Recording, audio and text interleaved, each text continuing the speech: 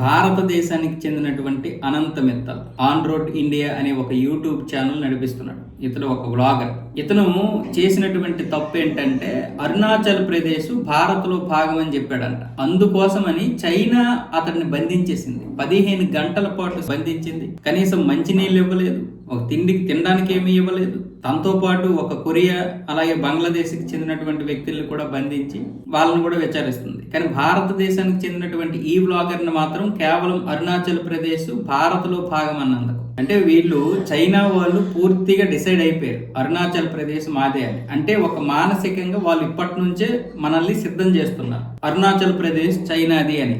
మనతో వ్యాపారం చేస్తున్నాడు, మన సరిహద్దుల్లో ఇప్పటి వరకు కెలికాడు.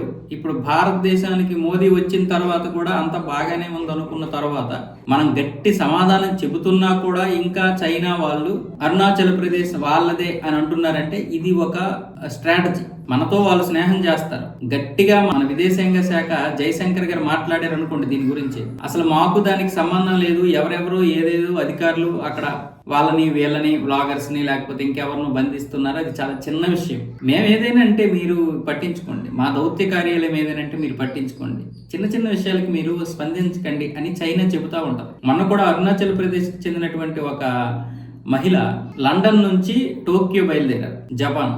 మధ్యలో చైనాలో ఫ్లైట్ ల్యాండ్ అయింది. అక్కడ ఉన్నటువంటి ఇమ్మిగ్రేషన్ అధికారులు ఆవిడ పాస్పోర్ట్ చెక్ చేసినప్పుడు అరుణాచల్ ప్రదేశ్ ఇండియా అని ఉందంట. మరి అరుణాచల్ ప్రదేశ్ ఇండియా కాకపోతే ఏముంటది? ఆవిడ్ని ఫ్లైట్ దింపేసి ఆవిడని అక్కడ ఉంచేశారు.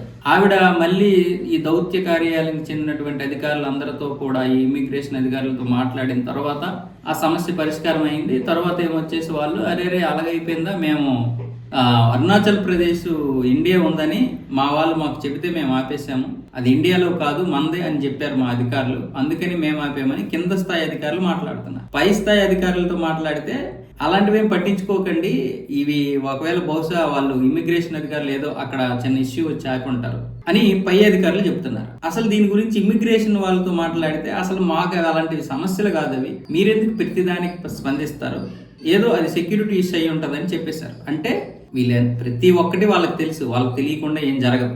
కాకపోతే ఏంటంటే మనల్ని స్ట్రాటజీ పరంగా ఇప్పటి నుంచి అరుణాచల్ ప్రదేశ్ చైనాదే చైనాదే చైనాదే అని చెప్పడానికి పనికిరాని మాటలు. అయితే మనం కూడా దానికి ఆ విధంగానే ధీటుగా సమాధానం చెప్పాలి, అవసరమైతే చర్యలు చేయాలి. లేకపోతే రేపు పొద్దున్న మేము అప్పటి నుండి చెబుతూ ఉన్నాం కదా అరుణాచల్ ప్రదేశ్ మాదే మాదే అని మానసికంగా మనల్ని సిద్ధం చేయడానికి ప్లాన్ చేస్తున్నారు. కాబట్టి ఇక నుంచైనా భారత ప్రభుత్వం గట్టిగా సమాధానం చెప్పగలగాలి ఈ విషయంలో, లేదంటే మొత్తం అది లాగేసుకుంటుంది ఏదో ఒక రోజు. ఇప్పటికే Bangladesh chicken neck of India మీద కన్నేసి దాన్ని కట్ చేయాలని చూస్తుంది. కాబట్టి మన భారత ప్రభుత్వం ఆ చికెన్ నెక్ని కొంచెం పెంచాలి. దాన్ని పెంచాలంటే అక్కడ ఉన్నటువంటి భూభాగాన్ని, హిందువులకి ఎంతో కొంత భూభాగాన్ని ఇటు లాగేయాలి. అప్పుడు బంగ్లాదేశ్ 2 ముక్కలు అవుద్ది. బంగ్లాదేశ్ 2 ముక్కలు అయితే ఇక మళ్ళీ పాకిస్తాన్ వాడికి కూడా భయం పడుతుంది. మళ్ళీ ఇక్కడ ఉన్నటువంటి హిందువులు లేదంటే మళ్ళీ పాకిస్తాన్ కూడా ముక్కలు చేస్తారు.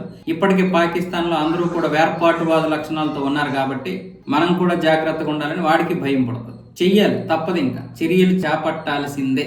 బంగ్లాదేశ్ ఇప్పుడు మళ్ళీ దిగొచ్చింది, మాకు బియ్యం కావాలి, పప్పులు కావాలి, నూనె కావాలి, అది కావాలి, ఇది కావాలని. ఎందుకంటే దానికి ఎవడో కూడా తక్కువ ధరకు ఇవ్వడం, భారతదేశం మాత్రమే దానికి తక్కువ ధరకు ఇస్తుంది. ఎందుకంటే భారతదేశంలో అది భాగం కాబట్టి ఎటు వెళ్లాల్సిన అవసరం ఉండదు, కాబట్టి ట్రావెలింగ్ పెద్దగా కష్టం ఉండదు, కాబట్టి 5-6 రాష్ట్రాల సరిహద్దులు కాబట్టి. మళ్ళీ మాకు బియ్యం కావాలన్నాయి. మొన్నటి వరకు ఏమొచ్చేసి పాకిస్తాన్ మాకు బియ్యం ఇస్తుంది అన్నది. కానీ పాకిస్తాన్ ఎలా ఇస్తుంది? పాకిస్తాన్ ఇవ్వాలన్నా కూడా ఇప్పుడు చుట్టూ తిరిగి ఇవ్వాలి. దాంతో 50,000 టన్నులు బియ్యం ఇస్తానంటే చివరికి ఆ బియ్యాన్ని కూడా సరఫరా చేసుకోలేకపోయింది పాకిస్తాన్. చేసుకున్నా కూడా దానికి విపరీతమైనటువంటి ఖర్చులు పెరిగిపోయాయి. ఇప్పుడు దానికి అర్థమైంది బంగ్లాదేశ్. కానీ మనకి ఇలా అర్థమవుతుంది, ప్రతిసారి మనం డల్ అయిపోవడం లేదా కూల్ అయిపోవడం, దాన్ని మర్చిపోవడం కాకుండా బంగ్లాదేశ్ 2 ముక్కలు చేసేయాలి. 2 ముక్కలు చేసేస్తే హిందువులు ఇటు ఉంటారు, వాళ్ళు అటు ఉంటారు. మనం ఎలాగో వాళ్ళని ఇటు తీసుకురాలి హిందువులందరినీ. అలాగే ఇక్కడ ఉన్నటువంటి రోహింగ్యాలను పంపించవచ్చు, వీళ్ళని కూడా మనం త్వరలో పంపించేయాలి. ఇలా గట్టిగా ఒక్కొక్కడికి సమాధానం చెప్పకపోతే ఇలాగే అంటాడు, వాడు అరుణాచలం నాది అంటాడు, ఇటు 7 సిస్టర్ నాదే అంటాడు. అయితే మనం కూడా గట్టిగా ఇవ్వాలి, బీజేపీకి గట్టిగా ఇవ్వాలి. ఏంటి ఇవ్వాలి? ఎంపీ సీట్లు ఇవ్వాలి. అప్పుడు పార్లమెంట్లో, లోక్సభలో, రాజ్యసభలో అన్ని దిగువ సభ లేదు, దిగువ సభ లేదు, అన్ని సభల్లో మనవే అవుతుంది. అప్పుడు ఒక 5 సంవత్సరాల్లో ఒక కఠినమైనటువంటి నిర్ణయాలు, ఒక 370 లాంటి ఒక నిర్ణయం తీసుకోగలుగుతారు ఈ విషయంలో కూడా.